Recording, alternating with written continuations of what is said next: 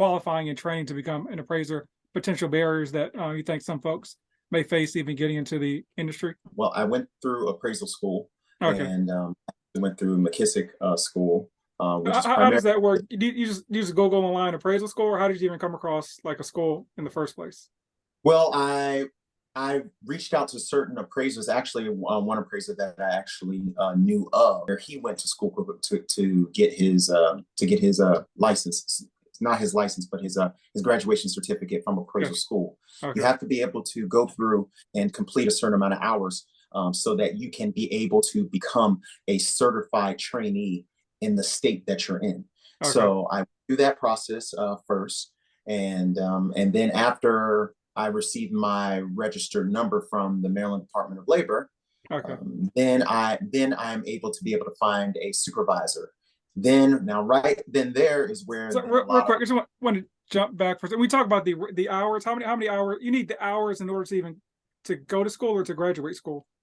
You need the hours to be able to graduate school. So there's several classes that you have to take. Your principles, your procedures. You have to take a USPAP course. The USPAP course is the code of ethics for appraisers. Okay. You also have to take a training and supervisory certification course, and each of those courses have a certain amount of hours, that usually take about 2 full days Okay. of classes. So you're talking about each class being about 8 hours long Okay. for 2 days straight, and then you have to be able to take an exam.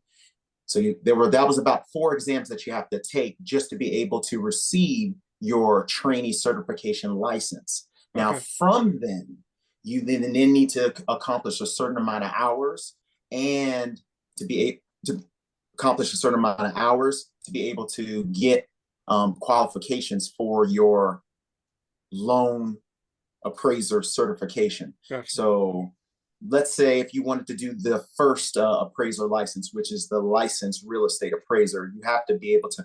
It was just reduced for the state of Maryland as of recent, during my trainee process. So now you only are required to have 1,000 working hours under a supervisor that writes off on your hours, just as Jack had to do in his Okay. process. He had to take more hours, and So, 150 total hours of courses. So I'm Okay. okay, taking 70. I'm sorry, Jack. so just to break up, Devin Mhm. has had to do 1,000. I had to do 3,000. So it's a Yes. huge difference now. So Yeah. it's really beneficial that it doesn't take as long as it did before. Okay. Absolutely. And Dave, that causes the amount of hours and the lack of people willing to be able to take on a trainee, to Yeah. take on their business, to help be competitors in the market. Yeah. Yeah. That's why it's been so close, tight knit group. So So quick, once you quick question. complete. Mhm. Just breaking down those hours. And so Mhm. we're talking about 1,000 hours actually going out in the field and like, Yes. obviously you're just watching the appraisals at first. Are you actually doing any work, or how does that? So it's a combination. Obviously, at first you got to do a series of shadowing, and then those hours are not just from just learning and listening to your supervisor. It's also doing the actual work in the field, learning how to use your systems that we use to be able to record the sketches of the homes, and to be able to do the measurements. And then there's also the analysis part when you get back in the report writing when you get back to your computer.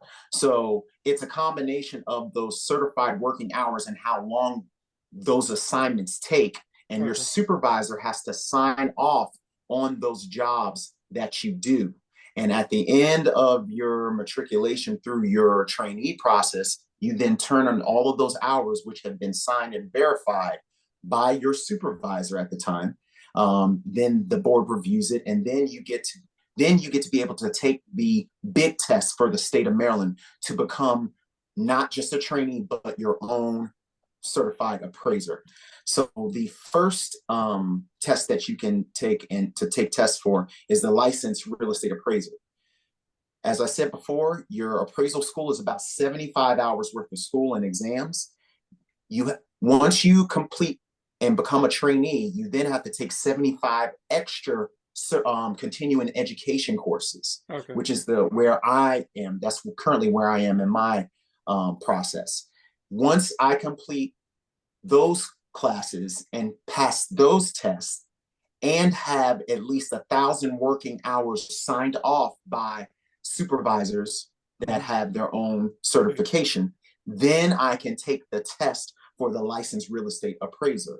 But there's several certifications that appraisers are designated.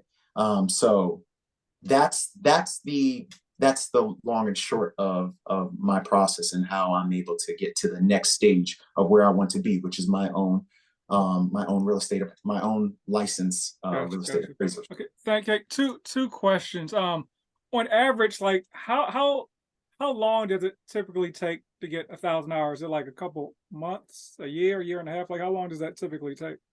I think it's different. I think it depends, and you'll find that answer a lot also with appraisers. It really depends. It depends on how much work is out there. Remember, and also to the market, how busy you are as an appraiser or as a trainee is dependent upon the market.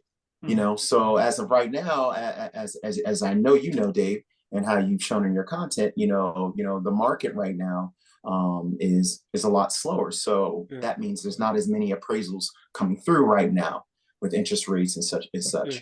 So those hours would take a little bit longer, but you can certainly be able to accomplish that 1,000 hours within a year if you have as much consistent work. I think the one thing that is where the challenge is getting the education and getting the ability to take those classes, because it's not like a community college where you could just sign into a portal and have all your classes ready to take. There's limited places now that are offering that continuing education. So it's really finding your time and schedule to be able to take these classes, whether if you have to fly to a different state to be able to take a certification course, or if you're able to go the hybrid route and find maybe like an online or a live stream class option to be able to expedite that process. So it really depends on what the market is doing and what's available for you to take, and how you can find availability for those classes. And that's the current struggles right now with the industry, but just got to keep plugging away.